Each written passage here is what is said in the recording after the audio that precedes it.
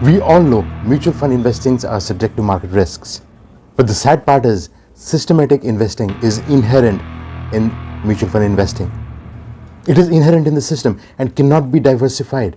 Diversification does not help.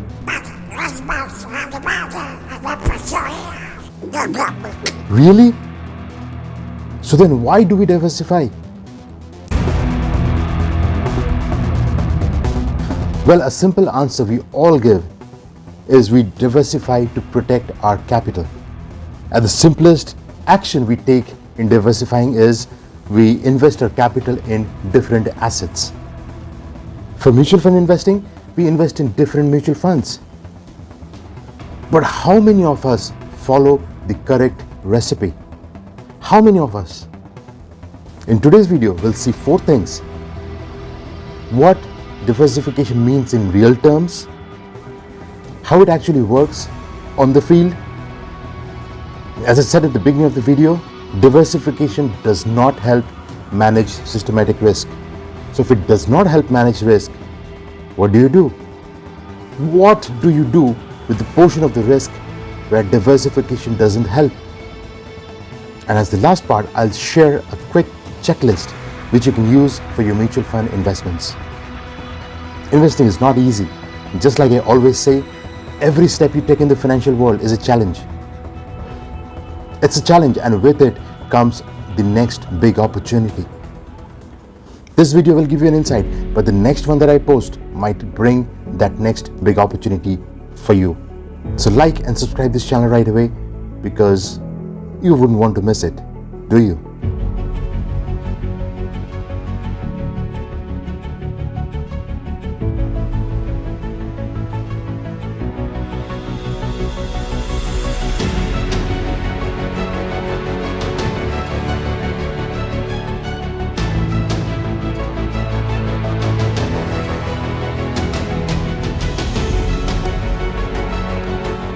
So now let's see what it means in real terms.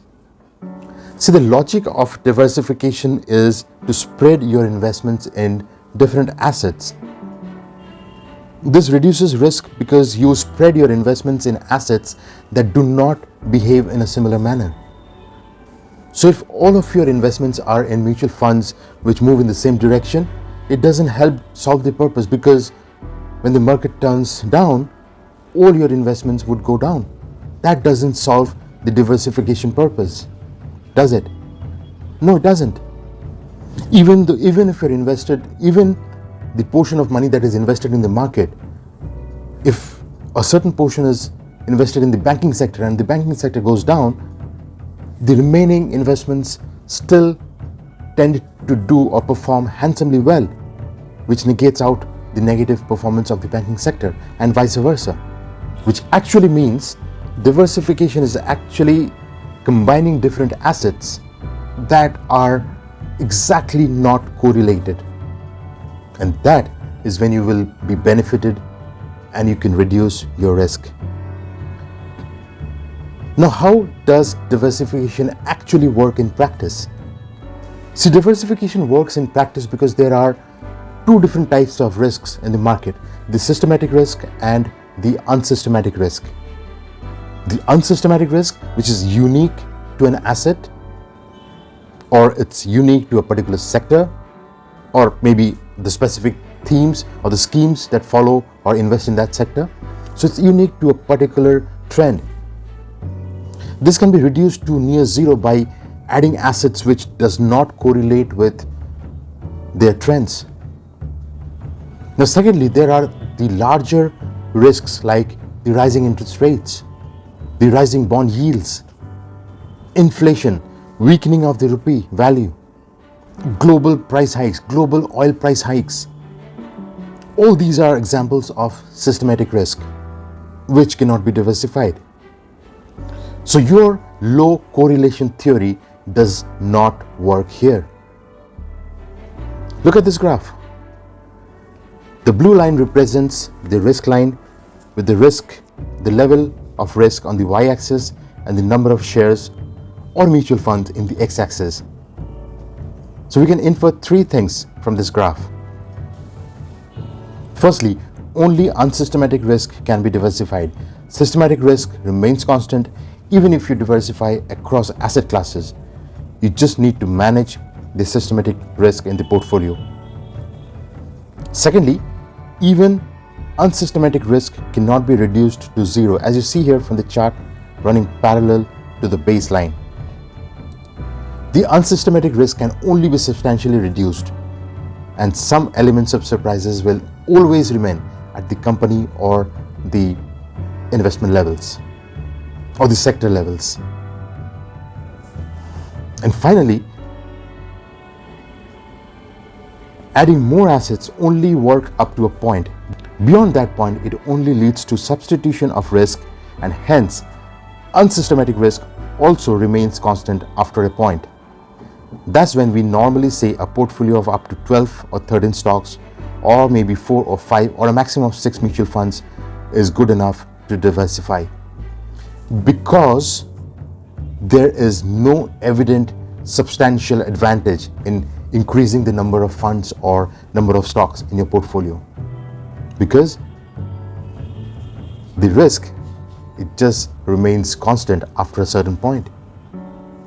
So the most important question here is, since we cannot eliminate risk, what do? We need to hedge it. Hedging is a technique that is used to get rid of systematic risk. Hedging is not diversification. It is not diversification. That's a very, very common mistake. We say we'll hedge it. Yeah, fine. Hedging is good, but it is not diversifying your portfolio. Diversification is used to minimize unsystematic risk. Hedging is used to minimize systematic risk. But getting into hedging is altogether a different topic, which we'll discuss in some other video. But for this, to summarize in short, here are a quick 7-point checklist for your risk diversification. Number 1, put a limit to the number of unique assets to diversify. Going beyond 8 or 10 funds will not help, because each fund is already diversified.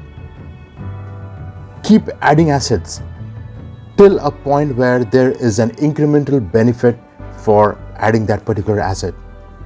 When that benefit subsides down, there is no point increasing or diversifying or adding more and more assets to your portfolio. It doesn't make sense. It doesn't make sense. Diversification is all about low correlation assets. If you're holding a stock and you add another stock which has a correlation of 1, then that is not diversification. Diversification does not make sense here. There is no diversification done. Number 3, diversification between sectors and themes. Normally they work well.